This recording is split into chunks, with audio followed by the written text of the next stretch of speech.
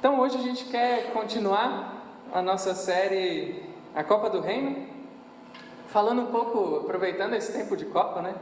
Se bem que em junho o pessoal tá meio perdido aí de Dia dos Namorados, Copa, festa junina, não sei o que comemora, né? Mas aqui a gente vai falar um pouquinho da Copa. Durante todos os 90 minutos de um jogo, praticamente milhões de pessoas estão assistindo. Ontem o Brasil teve o amistoso com o Egito, a gente assistiu aqui com os jovens.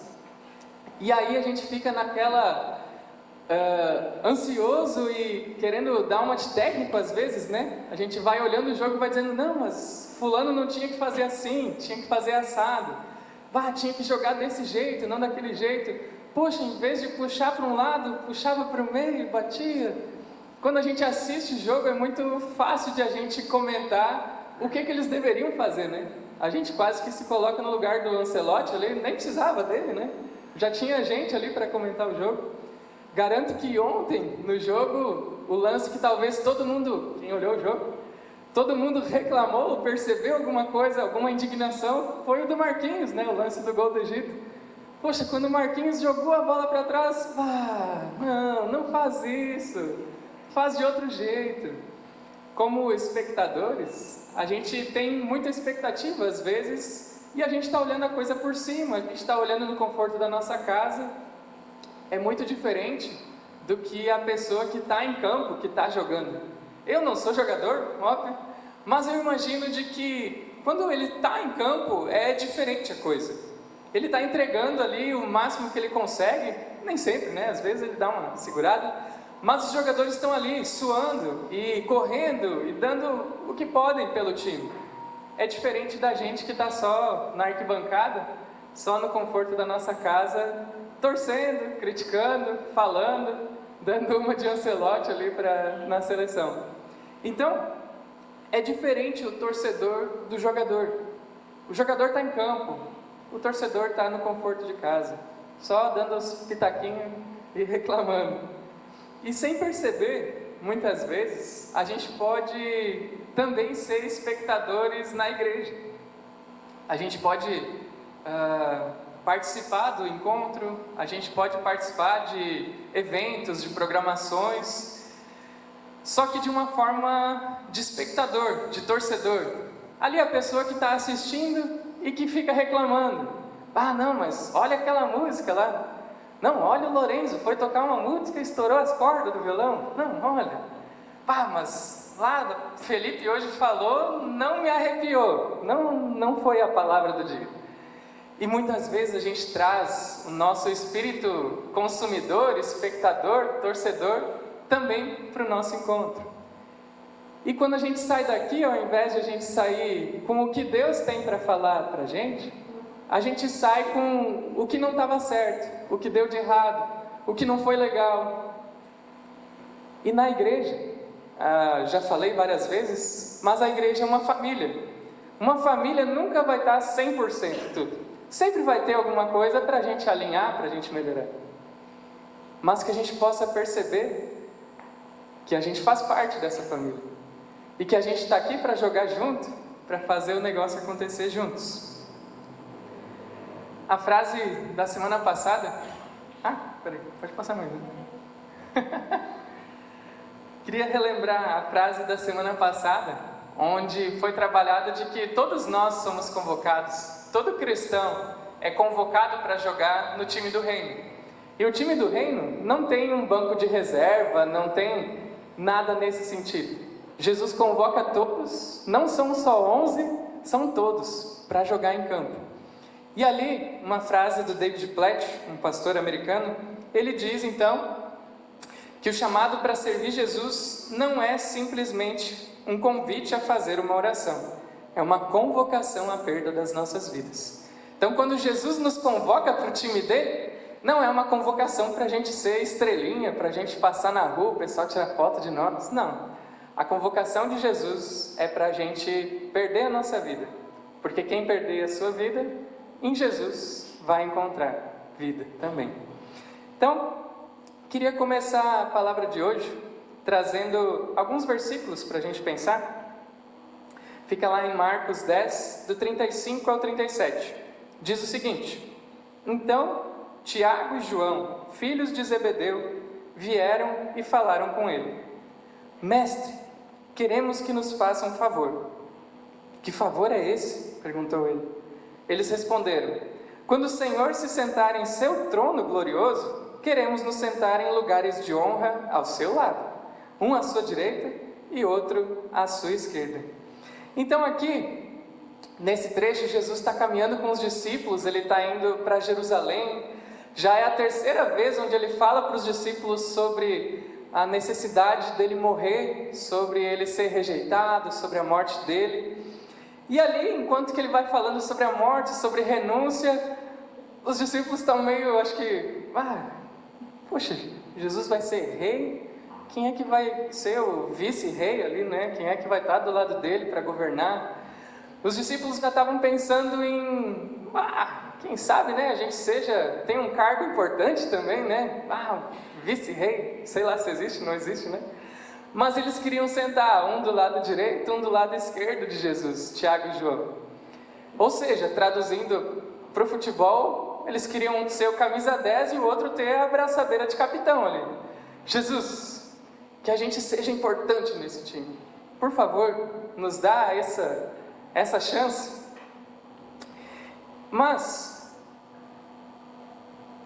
Jesus está falando sobre outra coisa. Jesus está falando sobre se entregar, sobre servir, sobre morrer. E os discípulos estão pensando em eles serem servidos, eles terem uma importância, eles terem algum cargo legal no reino de Jesus, enquanto que Jesus não estava falando sobre isso.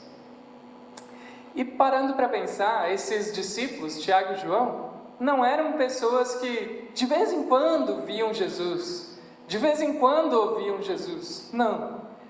Tiago e João eram pessoas que caminhavam todos os dias com Jesus. Eram os discípulos ali mais próximos do círculo de Jesus.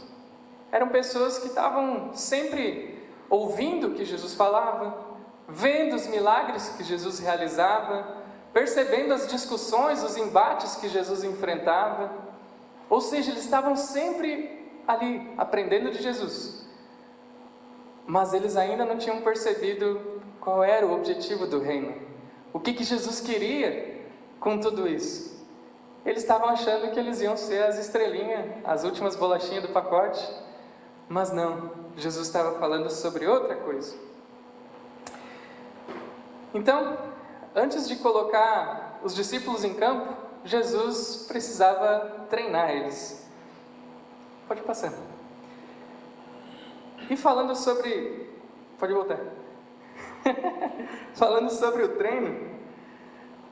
treino no futebol, óbvio, é quando a equipe se reúne para jogar junto, para alinhar algumas coisas, alinhar algumas expectativas, funções, a habilidade de cada um, para trazer mais uma união para a equipe.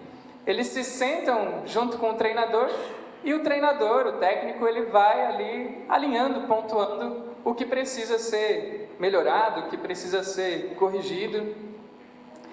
E eu acredito que nenhum jogador sério olha para esse momento de treino e diz: capaz que eu preciso disso, só me bota em campo que eu faço a bola chegar no gol. Acho que nenhum jogador sério faria isso. Esse momento de treino, ele é importante. Ele faz parte ali do futebol. Porque tudo que eles desenrolam no treino, querendo ou não, vai acabar ocasionando alguma coisa no jogo. Então o treino, ele não é perda de tempo. Pelo contrário.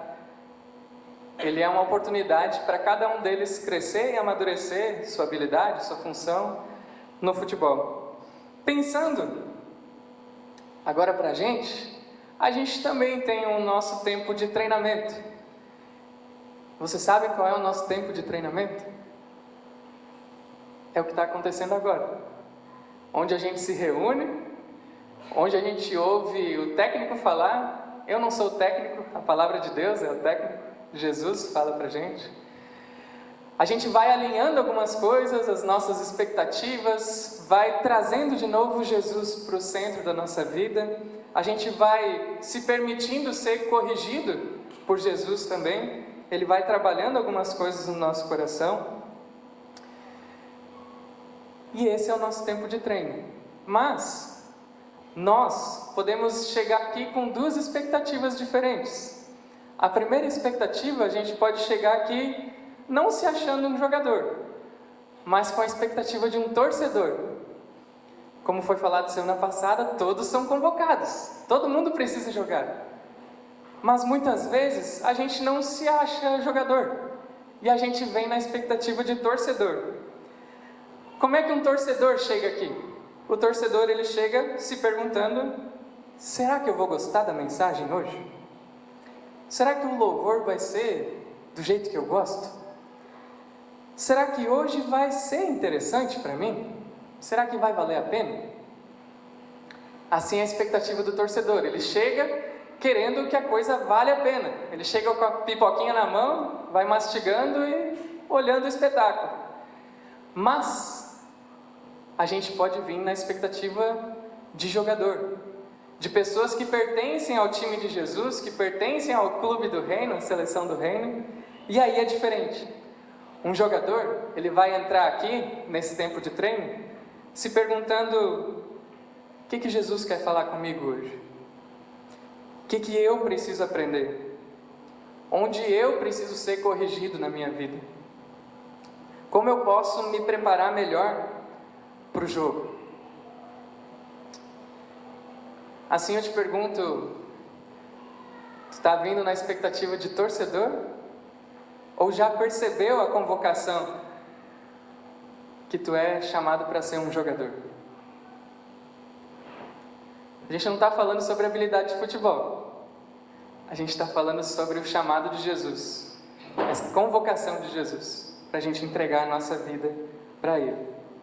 E a história continua. Jesus responde aos discípulos, então. Antes os discípulos falaram: a gente quer sentar na tua direita, na tua esquerda. E aí Jesus diz: vocês sabem que os que são considerados líderes nesse mundo têm poder sobre o povo, e que os oficiais exercem sua autoridade sobre os súditos. Entre vocês, porém, será diferente. Quem quiser ser o líder entre vocês, que seja servo. E quem quiser ser o primeiro entre vocês, que se torne escravo de todos. Então, eu imagino Jesus meio que no espírito de técnico assim. Depois de ele ter ouvido o que o Tiago e o João falaram, ele pensou: eles não entenderam ainda. Vamos juntar todo mundo e vamos alinhar a expectativa. Vamos de novo mostrar o que é o reino, qual o objetivo, por que a gente está aqui. E aí Jesus chama todo mundo e ele alinha as coisas. Ele diz: gente, a lógica do mundo é diferente da lógica do reino. No mundo, o mais importante é servido.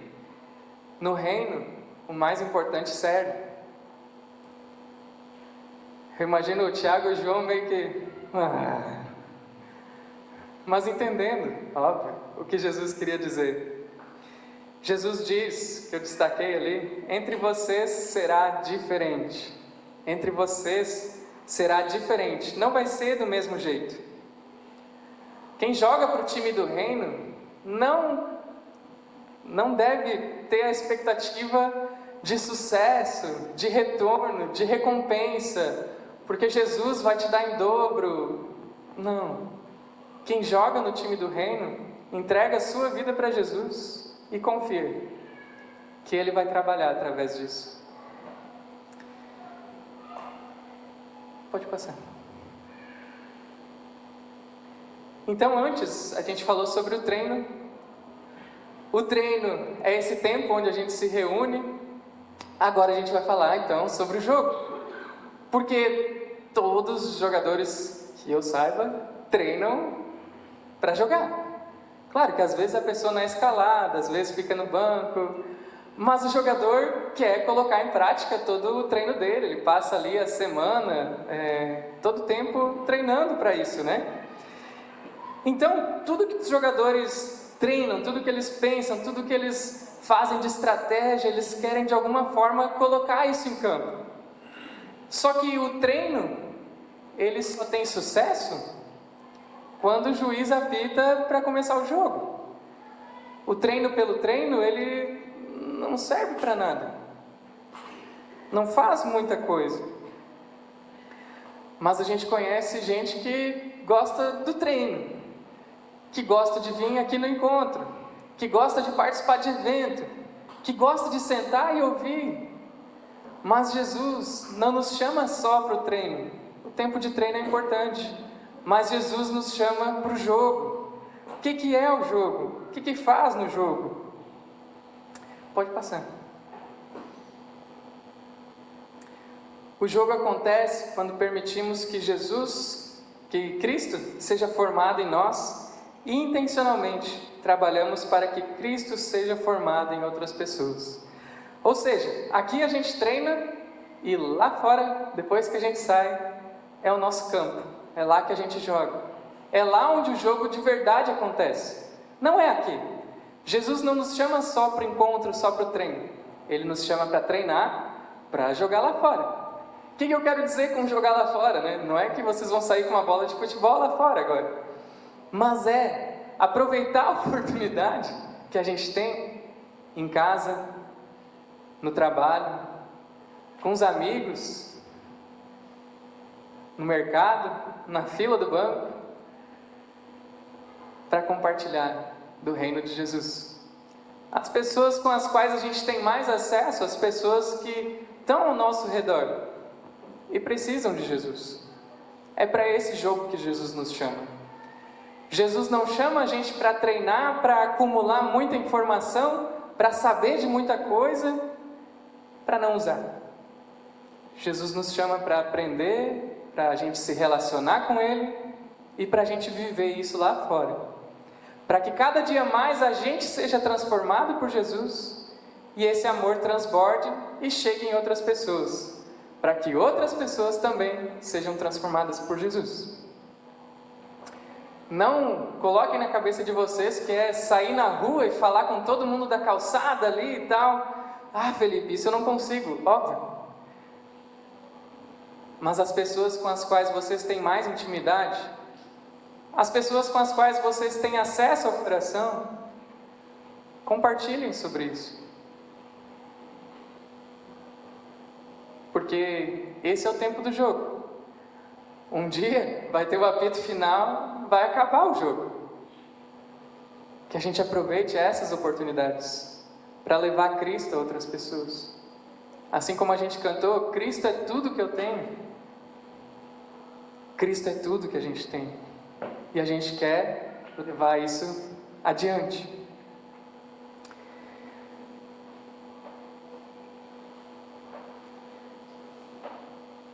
Por último, Jesus complementa dizendo: nem mesmo o Filho do Homem veio para ser servido, mas para servir e dar a sua vida em resgate por muitos. Então até aqui a gente falou de duas coisas muito importantes: o treino e o jogo. O treino acontece aqui, o jogo acontece lá fora, durante a nossa semana. O nosso domingo é para nos preparar para a nossa segunda. E agora? Até aqui, beleza, treino, jogo, mas qual é o objetivo final do jogo? Até a gente como torcedor, assim, o que a gente gosta de ver no jogo? Aquele jogo truncado, que a bola não vai nem para lá, nem para cá? Não, a gente geralmente gosta quando sai um gol, né? O objetivo do jogo é o gol. Mas trazendo então para a nossa ilustração do reino, o que é o gol? A gente não vê ou não percebe um jogador treinar só para correr atrás da bola pelos 90 minutos. É sempre o objetivo de fazer o gol. Seja lá do goleiro até o atacante, todo time quer que esse gol saia. Não é que o goleiro vai sair lá de trás com a bola e tentar chegar no gol. É um trabalho em equipe. Mas a função do time todo é que saia esse gol. O que é o gol no reino? O gol no reino é quando uma pessoa entrega a sua vida para Jesus. Esse é o gol. Para isso que a gente joga lá fora, para que outras pessoas entreguem a sua vida para Jesus, comecem a caminhar com Jesus. Esse é o nosso objetivo, como jogadores dessa seleção do reino. Jesus nos convoca não para ficar correndo atrás da bola. Jesus nos convoca para que nós juntos possamos trabalhar para que outras pessoas entreguem as suas vidas também para Jesus. No versículo anterior, Jesus fala que ele veio em resgate de muitos. Quando ele fala muitos, não é eu, tu, mais uma pessoa. Jesus veio para que muitos conheçam Ele, para que muitos entreguem a vida para Ele. E essa é a missão de Jesus. Mas não é só dele. Se Jesus é o nosso Senhor, essa é a nossa missão também. Que muitos conheçam e entreguem suas vidas para Ele. E a gente pode pensar no futebol, durante os 90 minutos, acontecem várias coisas, lances, passe, marcação, escanteio, tiro de meta. No final do jogo podem aparecer várias estatísticas, mas o que resume o jogo é se a bola entrou ou não, se foi gol ou não. Assim na igreja também.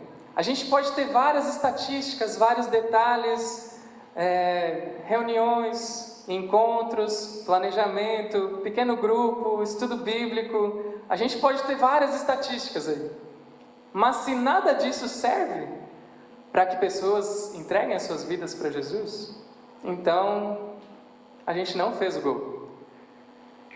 A nossa estrutura, nosso sistema é para que o gol aconteça, para que mais e mais pessoas conheçam o nosso Jesus.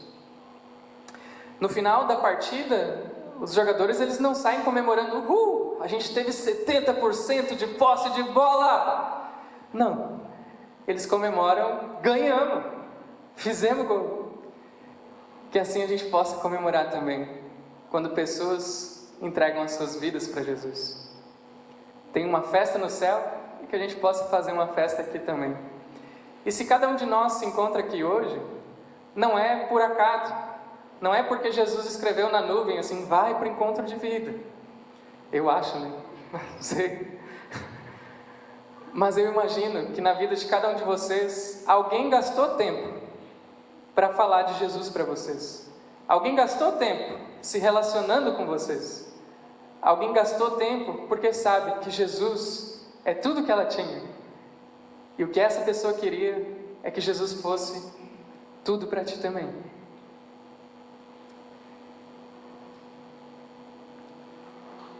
Então, que a gente aproveite os nossos tempos de treino nos domingos, que a gente se reúna, isso é importante, que a gente alinhe as expectativas, que Jesus fale ao nosso coração, que a gente saia lá fora para jogar o jogo, não só correndo atrás da bola meio perdido, mas tentando fazer com que mais pessoas conheçam Jesus.